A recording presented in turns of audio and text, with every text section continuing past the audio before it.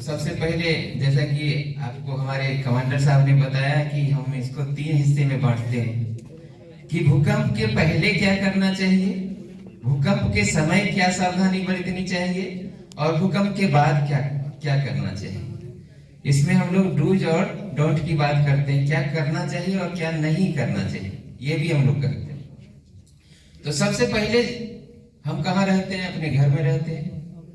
तो हम लोगों को घर के बारे में जानना है कि हम अपना घर किस प्रकार का बनाएं कि भूकंप के समय कम से कम हमको हानि।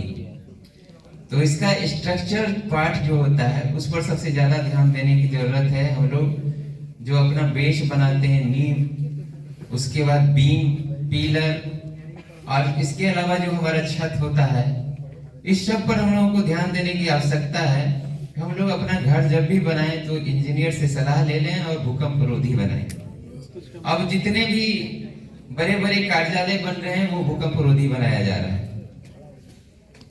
तो इसका हम लोग ध्यान रखें। दूसरी बात, हम लोग क्या करते हैं कि घर जब बनाते हैं तो पानी का व्यवस्था सबसे पहले करते हैं और पानी की टंकी को हम लोग अपने सीधी घर के ऊपर लगाते हैं ताकि वहां से छोटा सा नल लगे, छोटा सा पाइप लगे और पानी जब भर जाए तो बाहर गिरे।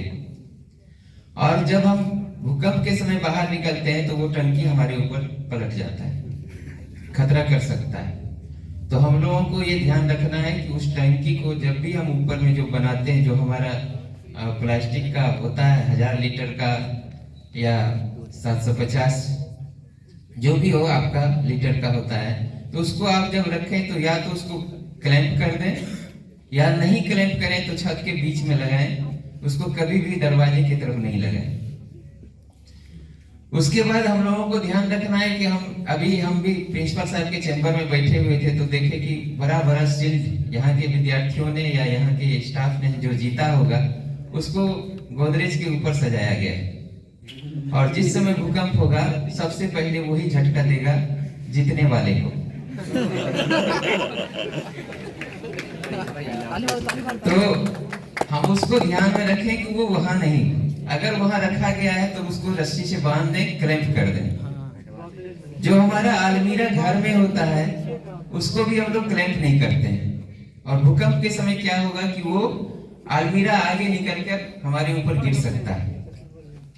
अलमीरा में जो सामान हम रखते हैं, खास करके भारी सामान और शीशा वाला सामान को हम लोग कदापि भी ऊपर वाले सेफ में नहीं रखें, उसको नीचे रखें, क्योंकि भूकंप के समय वो हमारे ऊपर अगर गिरेगा तो मेरा वही हाल करेगा, या तो हमारी जान जाएगी या टांग टूटेगी, हाथ टूटेगी, सर टूटेगा। तो इसको भी हमको ध्यान में रखना है कि अलमारी अगर हो तो क्लैंप किया हुआ हो और उसके सामान को हम लोग, भारी सामान को और शीशे वाले सामान को नीचे ही रखें। इसके अलावा हम लोगों को पहले, भूकंप से पहले इसका जो मूल मंत्र होता है भूकंप का, झुको ढको पकड़ो, आप लोग हमेशा सुनते होंगे, डक कवर एंड होल्ड। इसका मतलब है कि आपको अभी हम लोग जो मॉक ड्रिल बाद में कराएंगे तो आपको बताएंगे कि किस तरह से झुकना है, किस तरह से बैठना है और किस तरह से टेबल के या पलंग के टांगों को पकड़ना है। तो ये आपको सीखना होगा, इसको आपको प्रैक्टिस करना होगा। हमारे यहाँ अभी आप लोगों ने भी देखा होगा कि एक सेफ सैटरडे प्रोग्राम चल रहा है, सुरक्षित शनिवार का। उसमें हम लोग बच्चों को यही सिखा रहे हैं, क्योंकि अपने राज्य में 2015 से 2030 तक के लिए 15 वर्षों का एक रोड मैप बना है और इसके लिए हम लोग ताली बजा सकते हैं कि ये बिहार पहला राज्य है जिसने इस काम को अंजाम दिया है। आज तक किसी देश ने भी इस काम को नहीं किया है और इसको हम लोगों ने किया है।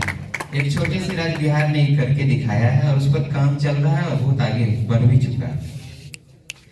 इसमें इस चीज का ध्यान रखा गया है कि हमारे यहाँ जो मौत होती है आपदा से, उसको हम किस प्रकार से कम कर सकते हैं।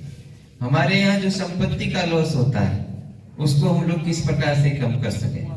हमारे यहाँ जो रेल और ट्रेन दुर्घटनाएं होती है उसको हम कैसे कम से कम कर सके। तो इसमें प्रयास करने की आवश्यकता है। सरकार के द्वारा नियम बनाए जाएं, पालन तो हमें ही करना है। अगर हम पालन नहीं करेंगे तो दुर्घटनाएं तो होंगी। तो ये इन सब चीजों पर हम लोगों को ध्यान रखना है। तो जो बताया जाएगा झुको ढको पकड़ो वाला वो करना है। साथ ही साथ प्राथमिक सुरक्षा की किट हमेशा घर में, हर व्यक्ति के घर में होना चाहिए, और होना ही नहीं चाहिए, उसका प्रयोग करना आना चाहिए, जो आज हम लोग बताएंगे मॉक ड्रिल के समय। मॉक ड्रिल के समय हम लोग ये भी बताएंगे, इसमें जो 4 तरीके होते हैं मॉक ड्रिल के। एक घायल व्यक्ति को उठाने का तरीका जिसको हम लोग लिफ्टिंग बोलते हैं। दूसरा, हड्डी उड्डी टूट जाए तो उसको बांधने का तरीका जिसको हम लोग स्प्लिंटिंग बोलते हैं, हिंदी में हम लोग उसको खपच्ची बांधना कहते हैं। तीसरा होता है ब्लड क्लॉटिंग। जब भूकंप होगा तो देख के नहीं गिरेगा, कभी सिर फूट सकता है, कभी हाथ कट सकता है, कभी कट लग सकता है, बदन में कट लग सकता है, कभी पाँव में कट लग सकता है, कहीं से भी ब्लडिंग हो सकता है। तो ब्लड क्लॉटिंग जो होगा, खून ज्यादा बहने के कारण भी मौत हो सकती है। तो उस खून बहना को कैसे रोकेंगे, उसको हम लोग ब्लड क्लॉटिंग या रक्त बंधता कहते हैं। और चौथी क्रिया होगी हमारी, कभी कभी हम लोग देखते हैं कि लोग बेहोशी की अवस्था में मिलते हैं आपदा के बाद, और पहले जमाने में हम लोग उसको क्या करते थे कि मरा हुआ समझ के जला देते थे या दफना देते थे, बल्कि वो जिंदा रहता था, वो जिंदा ही दफन हो जाता था या जल जाता था। अब हम लोगों को पता है उस व्यक्ति में भी जान आ सकती है, और इसके लिए हम लोग सीपीआर का यूज करते हैं, जिसको हम लोग कार्डियोपल्मोनरी रिसाइटेशन कहते हैं, और इसको आजकल हिंदी में इसको संजीवनी क्रिया कहते हैं। तो इसको किस प्रकार से देना है व्यक्ति को, वो भी हम लोग बताएंगे, ताकि वो जिंदा व्यक्ति फिर से ना जल जाए या दफन हो जाए। तो इन सब चीजों को हम लोगों को जानना चाहिए।